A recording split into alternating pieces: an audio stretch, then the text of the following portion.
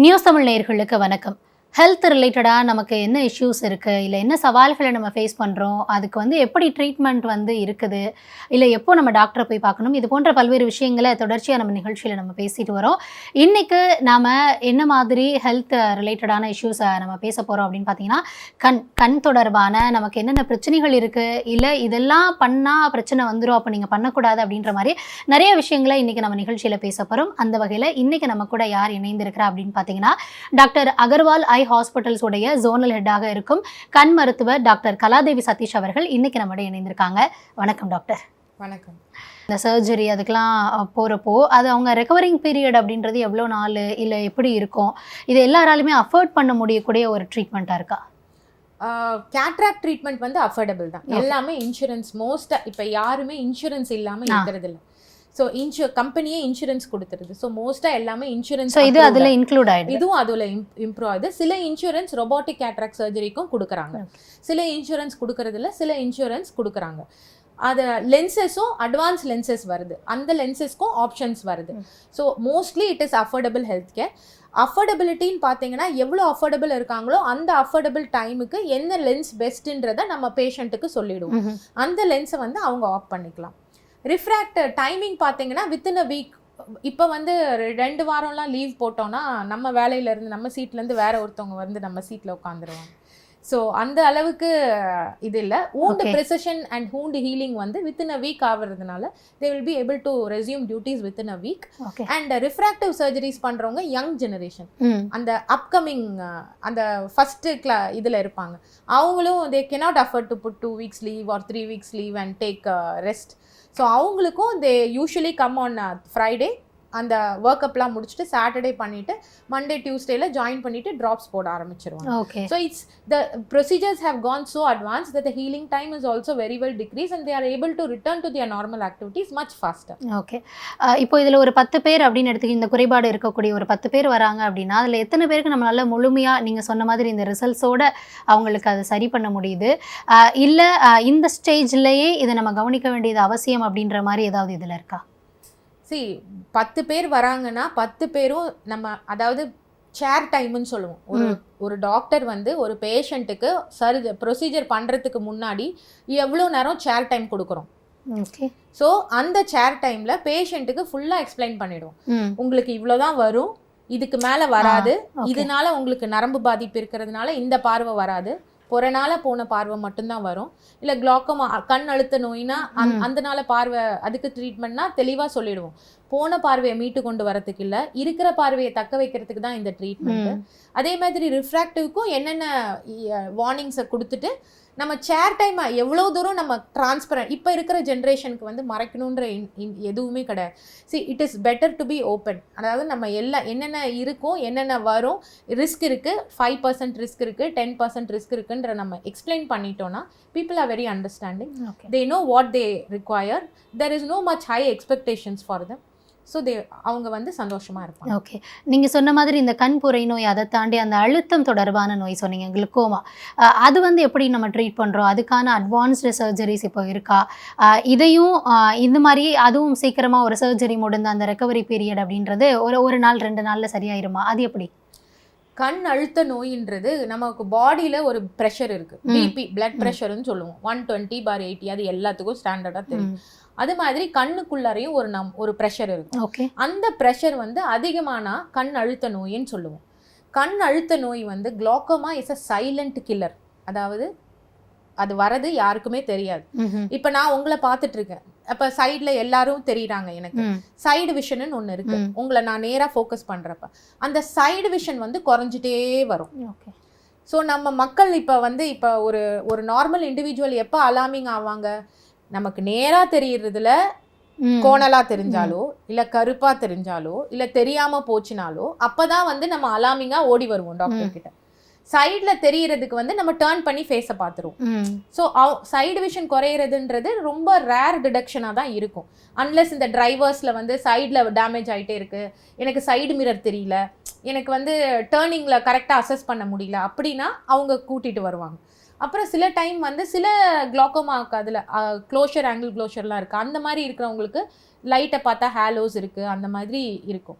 So இவங்களெல்லாம் வந்து first glaucoma screening டெஸ்ட்டுன்னு இருக்குது. அந்த டெஸ்ட்டை பண்ணி அதுக்கேற்ற நரம்பு லாஸ் இருந்தால் தான் அதுக்கு வந்து ட்ரீட்மெண்ட் பண்ண ஆரம்பிப்போம். ஸோ அந்த ட்ரீட்மெண்ட் வந்து மெடிசன்ஸில் பண்ணலாம், சர்ஜரியில் பண்ணலாம், லேசரில் பண்ணலாம். அட்வான்ஸ் ப்ரொசீஜர்னா மிக்ஸ்ன்னு சொல்லுவோம். அது வந்து ஒரு சின்ன இம்ப்ளான்ட் மாதிரி கண்ணுக்குள்ளார கொடுத்துருவோம். அதை ட்ரெயின் ஆகிறதுக்கு. ஸோ ப்ரெஷர் வந்து நார்மலாக மெயின்டைன் ஆகிட்டு இருக்கிறதுக்கு நார்மல் ஆகிடும். ஓகே.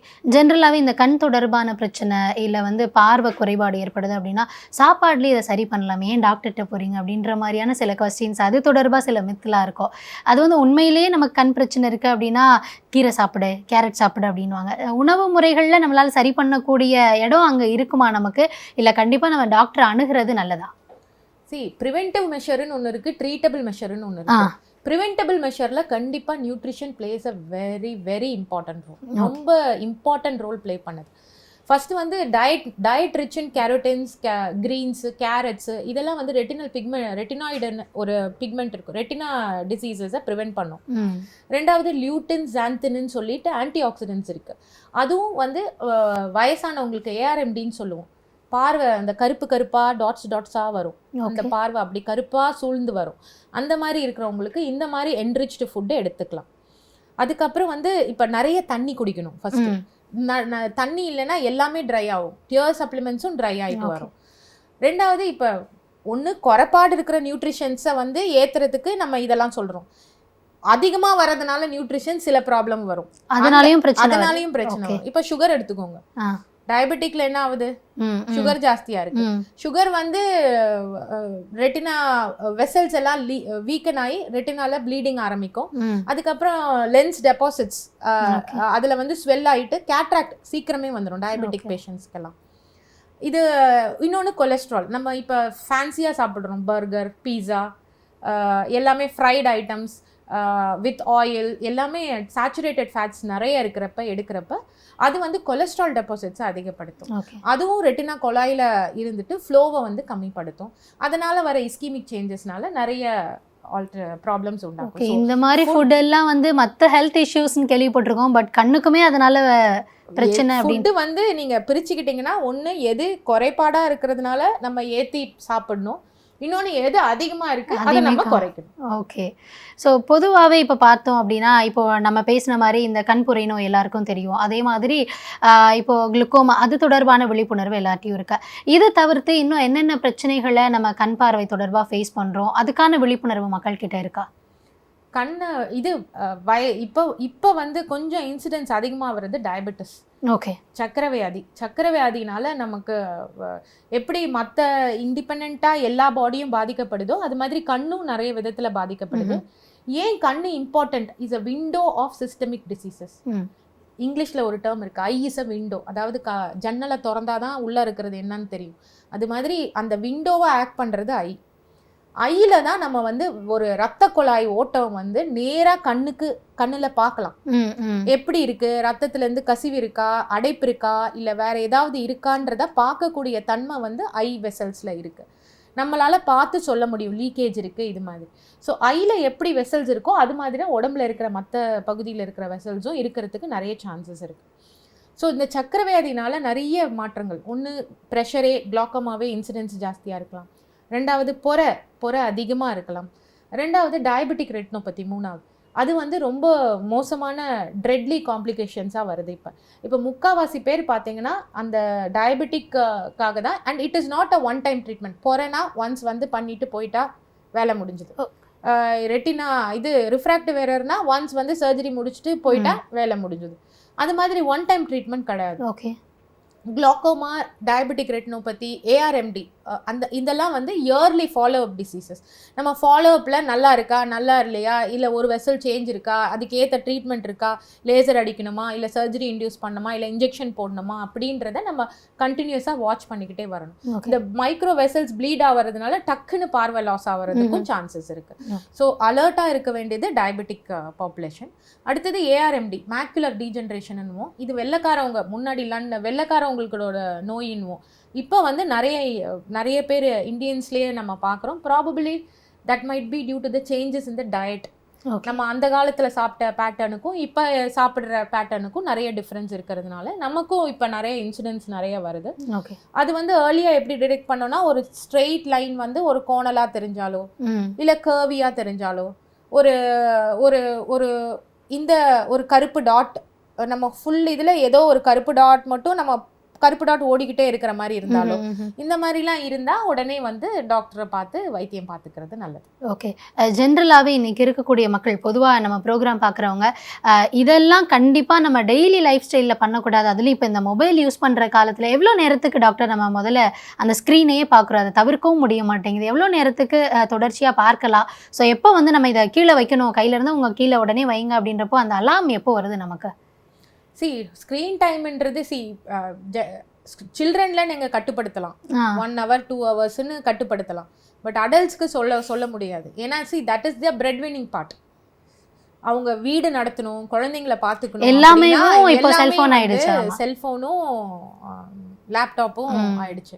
ஸோ அந்த மாதிரி இருக்கிறப்ப நம்ம அந்த கரெக்டாக அந்த ப்ரிகாஷியஸாக மெஷர்ஸ் எடுத்துக்கணும். Anti screen measures, 20-20 rule, blinking mechanism, sit straight, well lit room, இந்த மாதிரி எல்லாமே அழகாக நான் கரெக்டாக பண்ணிக்கிட்டிங்கன்னா உங்களோட இன்சிடென்ட்ஸ் வந்து ரொம்ப கம்மியாக இருக்கும். ஓகே இன்னொன்று வந்து நம்ம வீட்லேயே டிவி பார்க்குறப்போ அந்த தேட்டர் எஃபெக்ட் வேணும் அப்படின்றக்காக எல்லாரும் பார்த்தீங்கன்னா லைட்லாம் ஆஃப் பண்ணிட்டு அந்த ஸ்க்ரீன் மட்டும் தான் தெரியும்.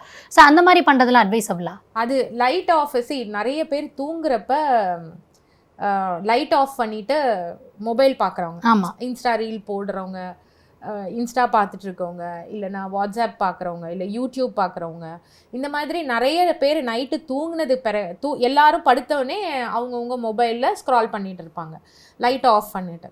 அது வந்து ரொம்ப ரொம்ப தப்பு.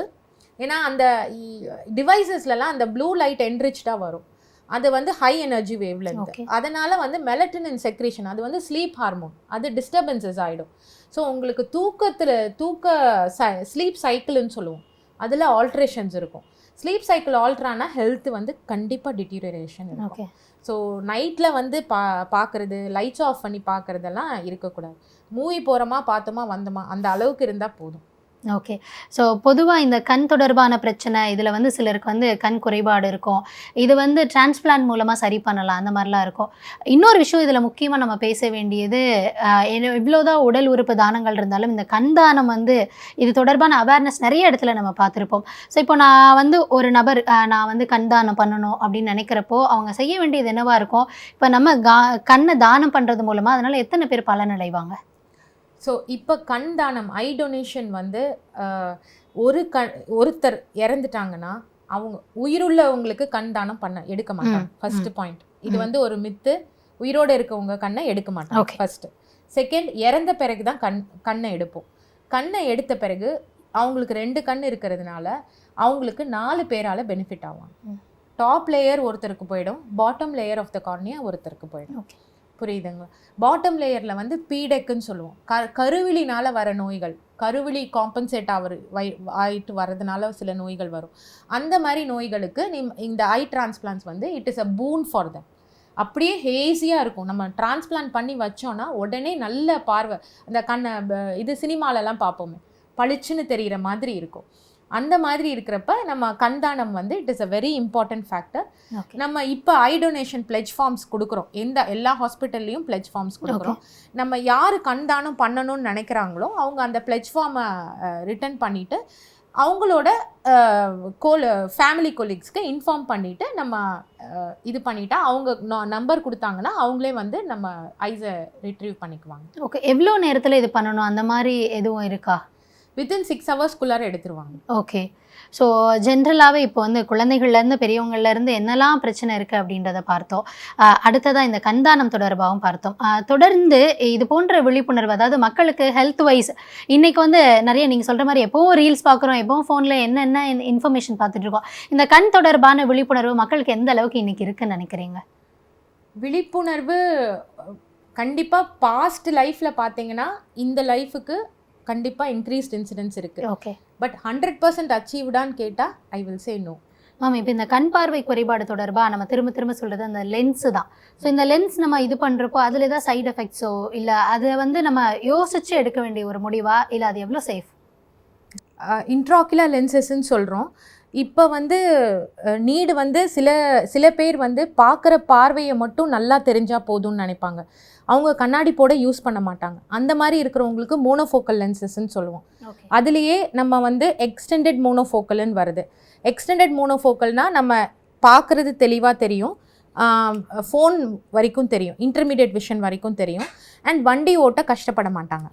ஸோ டிரைவர்ஸ்க்கு எல்லாமே, டிரைவர்ஸு இல்லை யங் ஜெனரேஷனு டிரைவிங் ஒரு கீயாக இருக்கிறவங்களுக்கு நம்ம வந்து மோனோஃபோக்கல் ஆன் என்ஹான்ஸ்டு மோனோஃபோக்கல் போகணும்.